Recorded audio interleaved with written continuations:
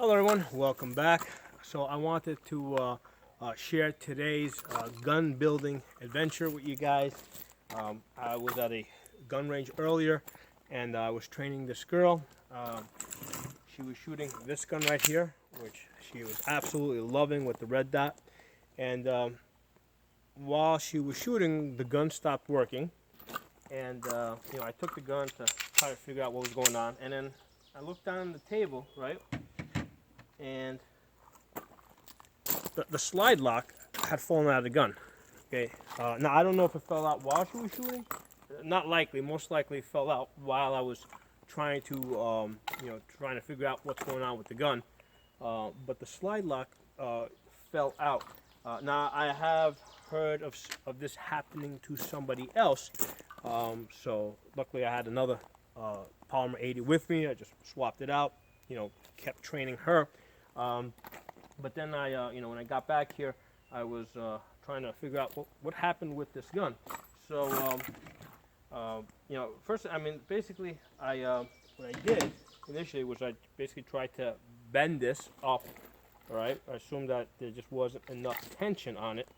So I tried to bend it up, and for like the rest of the day, I was having jamming problems with the gun, which is kind of weird because the gun was working fine. So what I kind of figured out eventually was that this little pin was not all the way in, right? So it was like kind of sticking up and rubbing against the recoil spring as it was going back and forth. So interesting thing there. So then I kind of remembered back to when I actually built the gun, and I did remember having a hard time getting the slide lock spring, all right, that's this little thing right here. I did have a hard time getting the slide lock spring into the gun. And I ended up just kind of like pressing it in, but I don't think it actually went in all the way. So here's the thing. First of all, there's a good chance that, while you were cleaning out the, let me open this thing up a little bit. There's a good chance that while you were cleaning out your channel over here, right, that some plastic bits got into the into that little hole where your slide lock spring goes. So what I did is I took a tiny little screwdriver like this, and I basically put it in that channel and basically just worked it back and forth and cleaned it out. Because I'm pretty sure that something fell in there that was preventing me from pushing the spring all the way down.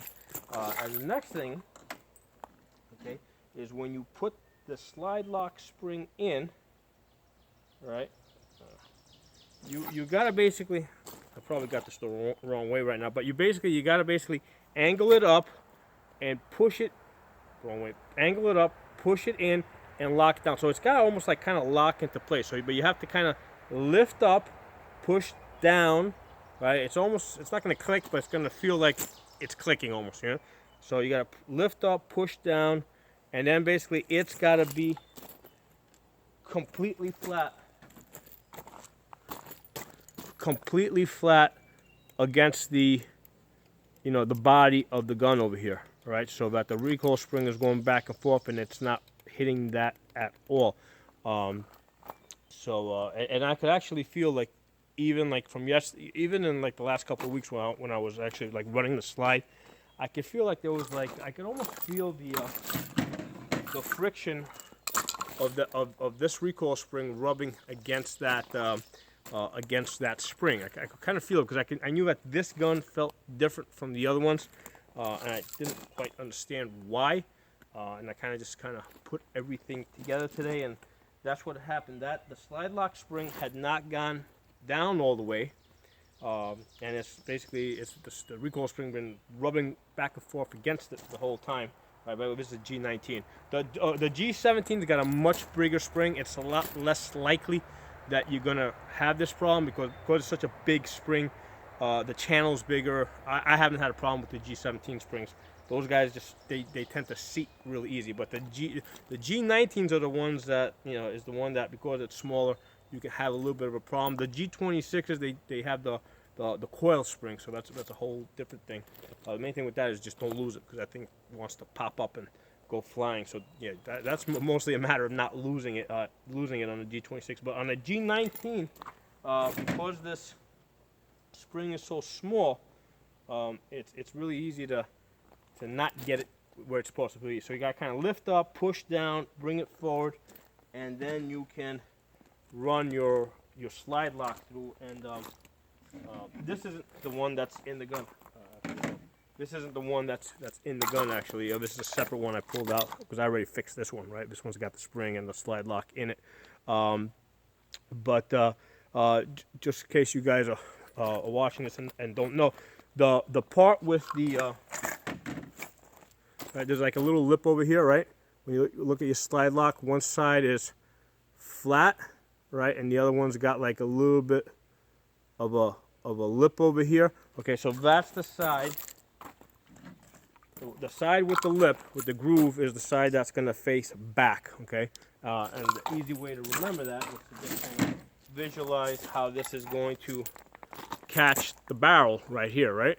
So let me get the spring out.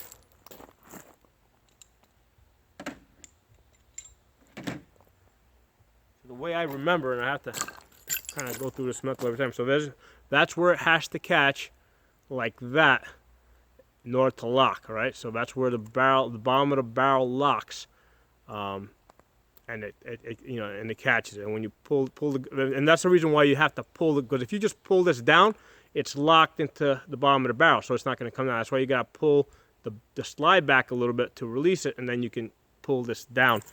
So that's how that works. So that was today's adventure.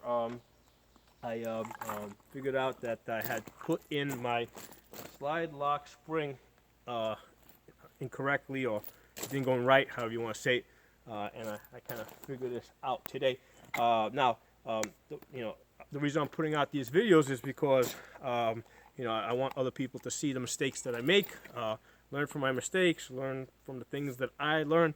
And it's not like I think I am the Polymer 80 building expert, but it's just that I build a lot of these, right? So, I'm a full-time gun instructor, so I train people on Polymer 80s, right? The reason why I do that is because I want them to see the guns, and I want, and basically I want to motivate them to go and buy the parts, buy the frames, and build their own guns. So I don't sell the guns, but I train people on the guns so that they, what happens is after they shoot my guns, they're like, wow, I want a gun like that. Well, hey, you go to this website and that website and that website, and you get all your parts, and here's all the videos that you're gonna watch, and and you're gonna put the guns together. So that's what I do, because the more of these we can put into circulation, the harder it is to ban them. Okay, so I hope you guys found this video useful. If you're not a member of the channel, subscribe. I'll talk to you guys next time.